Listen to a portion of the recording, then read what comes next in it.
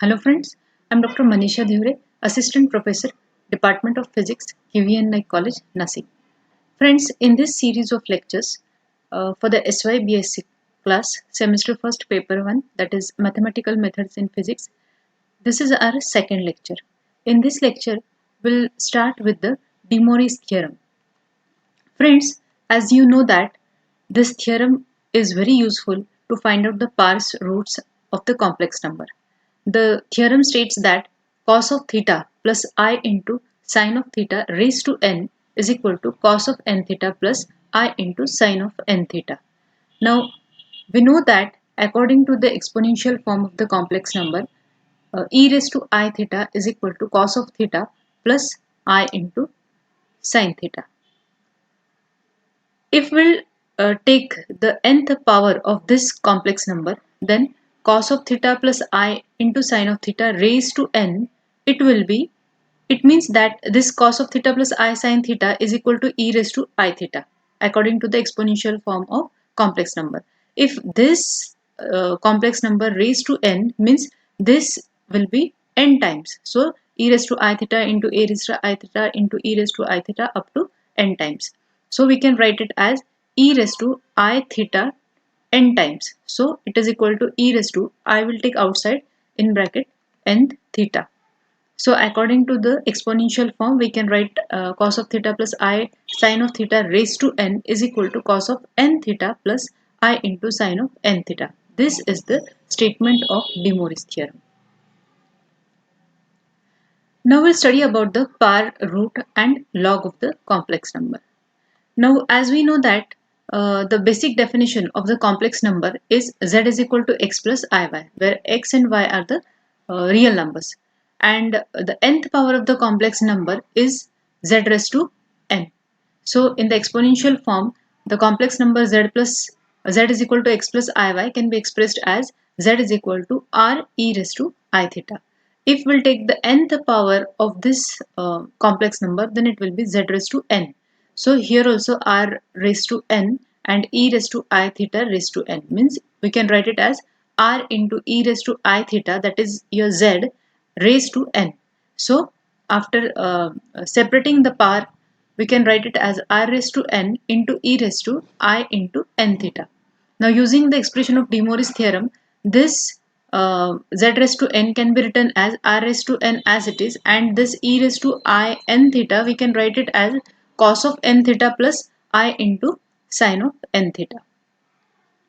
Now if we take the mod of this complex number, then mod of z raised to n is equal to r raised to n, that is mod of z raised to n is equal to mod of z raised to n. Also, the argument of z raised to n is equal to n times argument of z.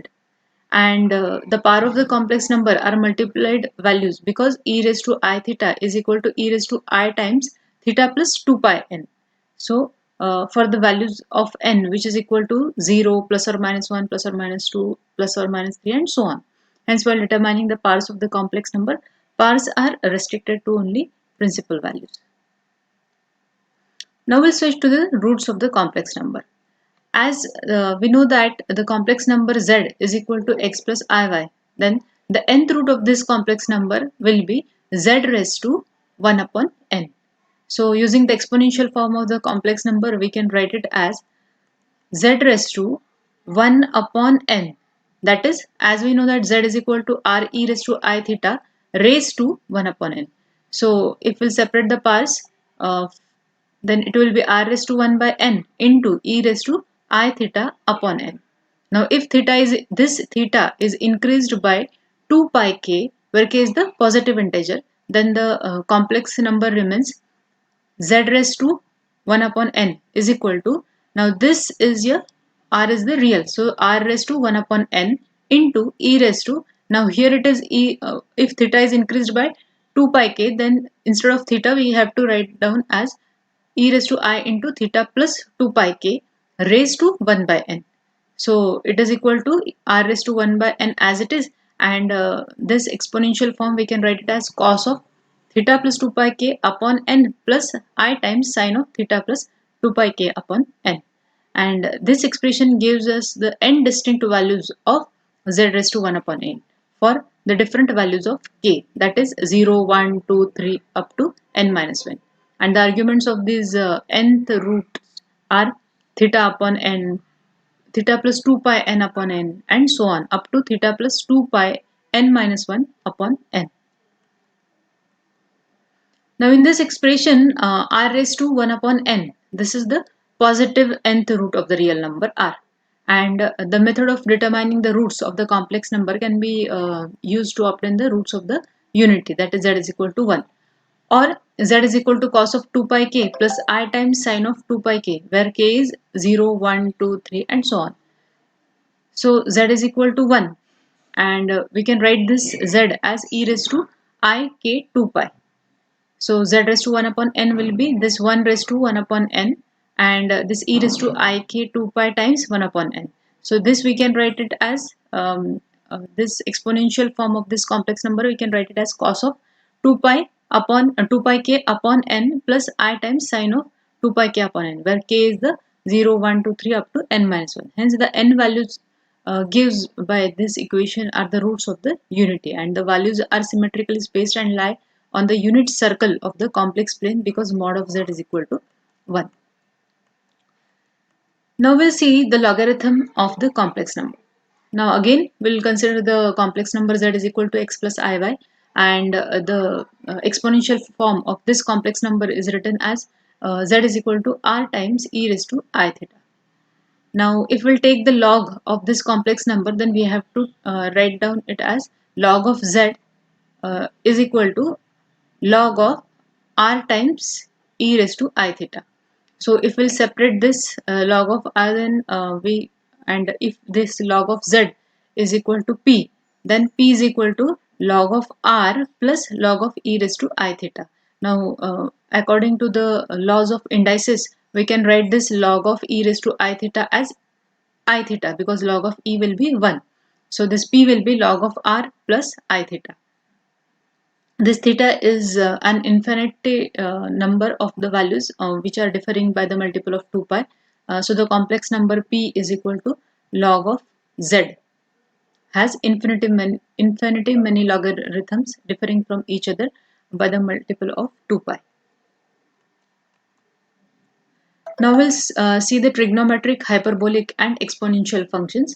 First of all, we'll see the trigonometric function.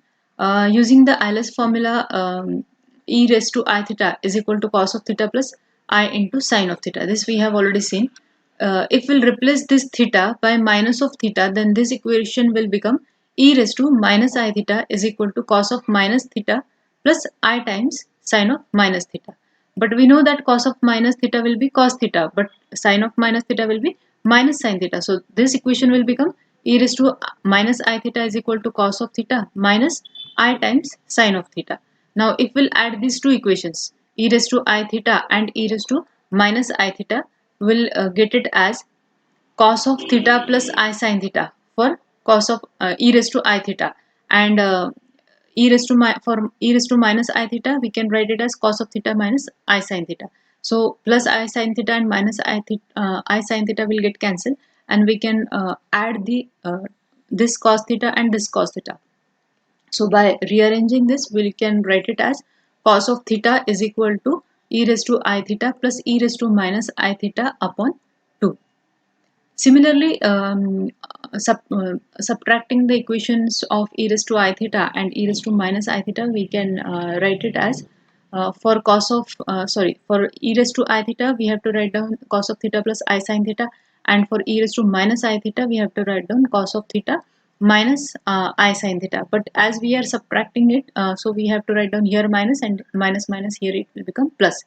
So this plus cos theta and this minus cos theta, it will get cancelled, and I sine theta and I sine theta, it will get added, and we have to write it down for e raised to theta plus e raised to minus I theta as 2I sine theta. So if we'll rearrange these terms, then we can write sine theta as e raised to I theta plus e raised to minus I theta upon 2I. This 2I will go to the denominator, and the sine theta will become e raised to I theta plus e raised to minus I theta upon 2I. Using the values of cos theta and sin theta in other trigonometric relations, we can write cos of theta as e raised to I theta plus e raised to minus I theta upon 2. So from this equation we can write down sec theta as 1 upon cos theta, which is equal to 2 upon e raised to I theta plus e raised to minus I theta. Similarly, sin of theta is e raised to I theta minus e raised to minus I theta upon 2i. Then we can write cosec theta as 1 upon sin theta. So it will become 2i upon e raised to I theta minus e raised to minus I theta. Then if we'll take tan of this theta, then we can write tan theta as sin theta upon cos theta, which is equal to, for sin theta we can write e raised to I theta minus e raised to minus I theta upon 2i. Okay, and for cos theta we can write e raised to I theta plus e raised to minus I theta upon 2. So this 2 will get cancelled, and we can write tan theta as e raised to I theta minus e raised to minus I theta upon I times e raised to I theta plus e raised to minus I theta. And from this tan theta we can write cos theta as 1 upon tan theta, which is equal to I into e raised to I theta plus e raised to minus I theta upon e raised to I theta minus e raised to minus I theta. These are some important formulae in the trigonometric functions of the real angles. When real theta is replaced by the complex variable z, then the Euler's equation will become e raised to iz is equal to cos of z plus I times sin of z, and e raised to minus iz is equal to cos of z minus I times sin z, with the complex variables z, and the relation of sin, cos, tan, etc. are similar as that of the real variable theta. So we can write down cos z as e raised to iz plus e raised to minus iz upon 2, and sec z will be 1 upon cos z, that is 2 upon e raised to iz plus e raised to minus iz.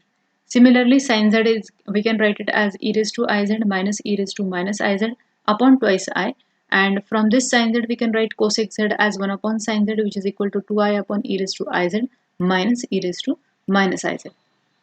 Again, we can write tan z as sin z upon cos z.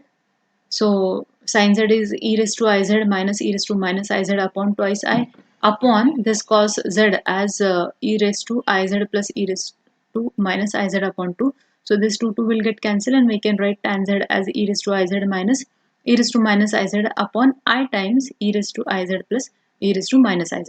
From this tan z we can write down cot z as 1 upon tan z, which is equal to reciprocal of this tan z, that is I times e raised to iz plus e raised to minus iz upon e raised to iz minus e raised to minus iz. Now we'll see the few functions which are hyperbolic functions. In trigonometric formulae, as sin of z is equal to e raised to iz minus e raised to minus iz upon twice I, and cos of z as e raised to iz plus e raised to minus iz upon twice 2. In the complex number z, which is a purely imaginary with its real part 0, then z is equal to iz, because in this case x is, which is a real number, that is 0, that part is 0. So this sin of I, it will become e raised to minus y minus e raised to y upon twice I. See here, as this z is only iy, so instead of iz we have to write down y. Now iz, instead of z we have to substitute iy, so this iy into this I, so I into I will be I square, that is minus 1, so we have to write down here minus y minus e raised to y upon 2i, or sin of iy is equal to I times e raised to y minus e raised to minus y upon 2. Similarly, cos of iy is equal to e raised to minus y plus e raised to y upon 2, or cos of iy is equal to e raised to y plus e raised to minus y upon 2 after rearranging these terms. Similarly, the above functions are also called as the hyperbolic functions, and sin of z is equal to e raised to iz minus e raised to minus iz upon twice I, and cos of z is equal to e raised to iz plus e raised to minus iz upon 2. From this we can write tan of z is as sin z upon cos z, and from this tan z we can write cos z as cos z upon sin z, and cosec z is equal to 1 upon sin z, and sec z is equal to 1 upon cos z. So friends, I hope that you can understand all these hyperbolic functions. And if you like this video, please like it and share it. Thank you.